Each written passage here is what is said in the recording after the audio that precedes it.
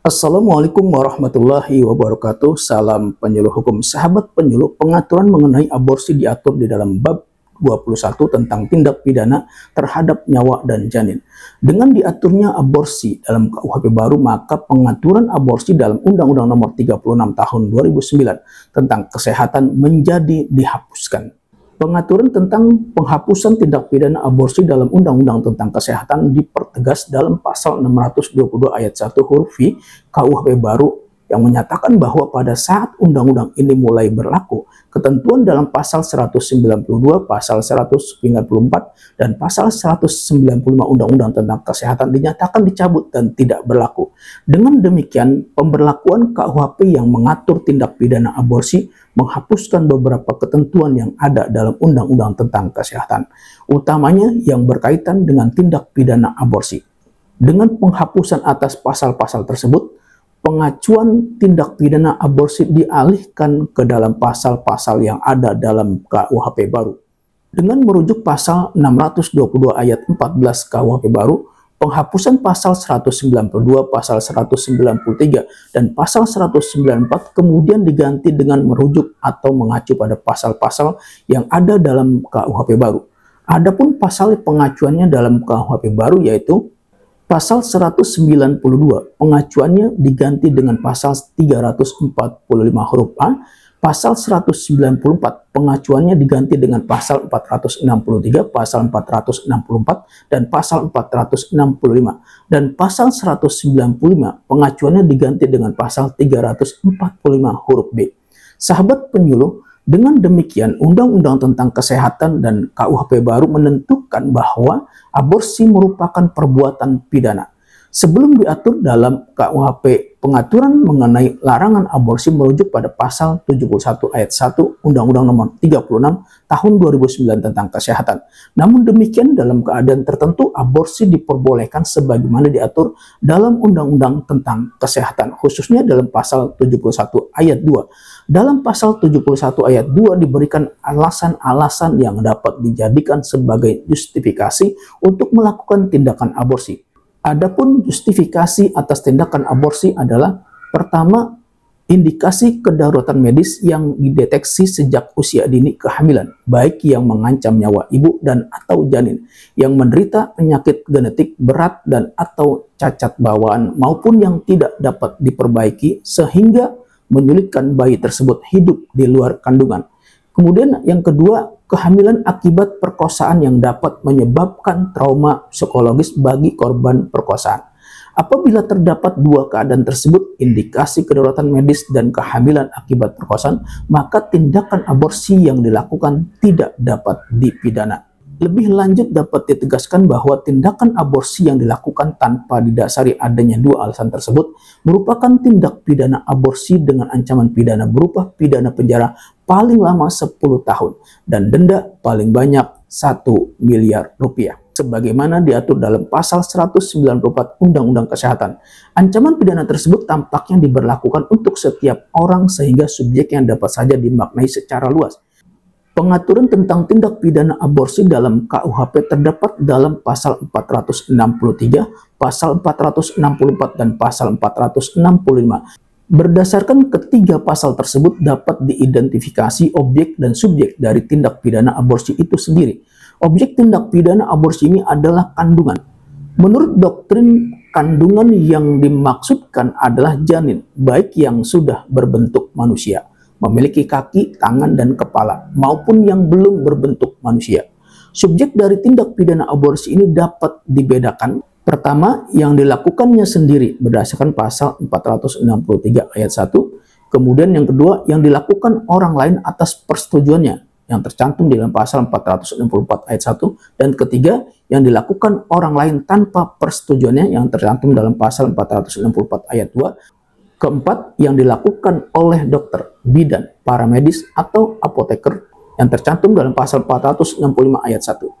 Pada pasal 463 ayat 1 dikatakan setiap perempuan yang melakukan aborsi dipidana dengan pidana penjara paling lama 4 tahun Pada ayat 2 dikatakan ketentuan sebagaimana dimaksud pada ayat 1 tidak berlaku dalam hal perempuan merupakan korban tindak pidana perkosaan atau tindak pidana kekerasan seksual lain yang menyebabkan kehamilan yang umur kehamilannya tidak melebihi 14 minggu atau memiliki indikasi kedaruratan medis. Dalam penjelasan pasal 463 dinyatakan bahwa pengaturan tentang larangan aborsi bertujuan untuk melindungi kandungan seorang perempuan.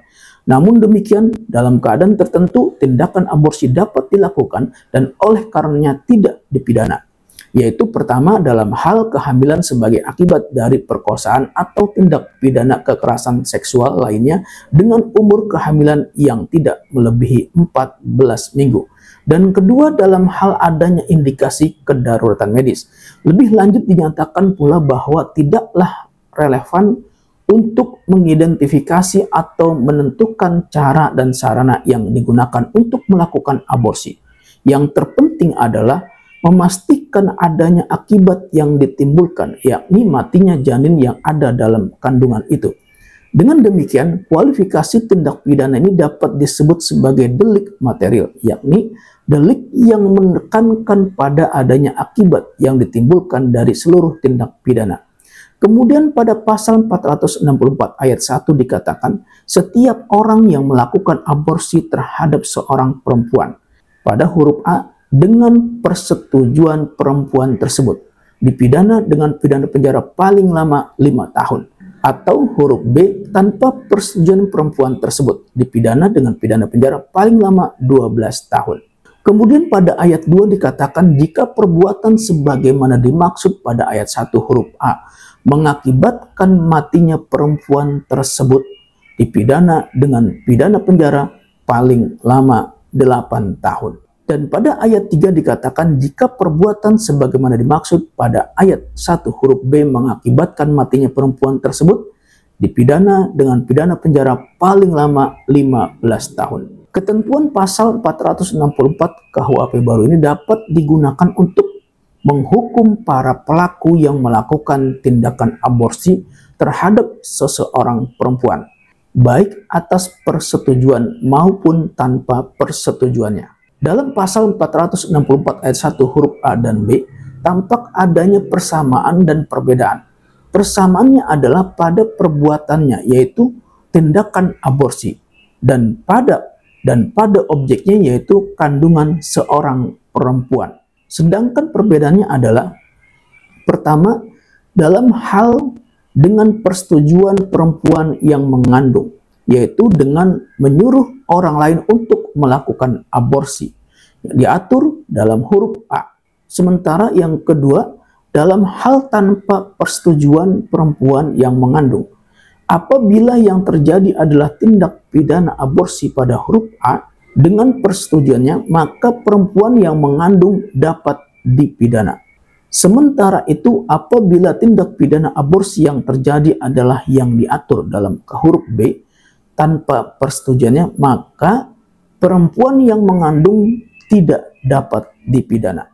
Kemudian pada pasal 465 ayat 1 dikatakan dokter, bidan, para medis atau apoteker yang melakukan tindak pidana sebagaimana dimaksud dalam pasal 464, pidananya dapat ditambah 1/3. Pada ayat 2 dikatakan dokter, bidan, para medis atau apoteker yang melakukan tindak pidana sebagaimana dimaksud pada ayat 1 dapat dijatuhi pidana tambahan berupa pencabutan hak sebagaimana dimaksud dalam pasal 86 huruf A dan huruf F. Kemudian pada ayat 3 dikatakan dokter, bidan, para medis atau apoteker yang melakukan aborsi karena indikasi kedaruratan medis atau terhadap korban tindak pidana perkosaan atau tindak pidana kekerasan seksual lain yang menyebabkan kehamilan sebagaimana dimaksud dalam pasal 463 ayat 2 tidak dipidana. Berdasarkan ketentuan tersebut, pemberatan pidana dapat diberikan terhadap dokter, bidan, para medis atau apoteker yang melakukan tindak pidana aborsi. Jumlah pemberatan pidananya adalah 1/3 dari pidana pokok pada ayat 1, ayat 2, dan ayat 3 pasal 464. Selain diberikan pemberatan pidana, dokter, bidan, para medis, atau apoteker yang melakukan tindak pidana aborsi dapat dijatuhi pidana tambahan berupa pencabutan hak, yaitu hak memegang jabatan publik pada umumnya atau jabatan tertentu, hak menjalankan profesi tertentu. Selain mengatur masalah pemberatan pidana dan pengenaan pidana tambahan, pasal 465 ini juga mengatur tentang alasan penghapus pidana sebagai penegasan kembali atas ketentuan pasal 463 yang mengatur bahwa dalam keadaan tertentu, yaitu aborsi atas dasar kedaruratan medis dan aborsi karena kehamilan sebagai akibat tindak pidana perkosaan, pasal 465 ini juga menegaskan bahwa bagi para dokter, bidan, para medis, atau apoteker yang melakukan aborsi dengan kedua alasan tersebut juga tidak dapat dipidana.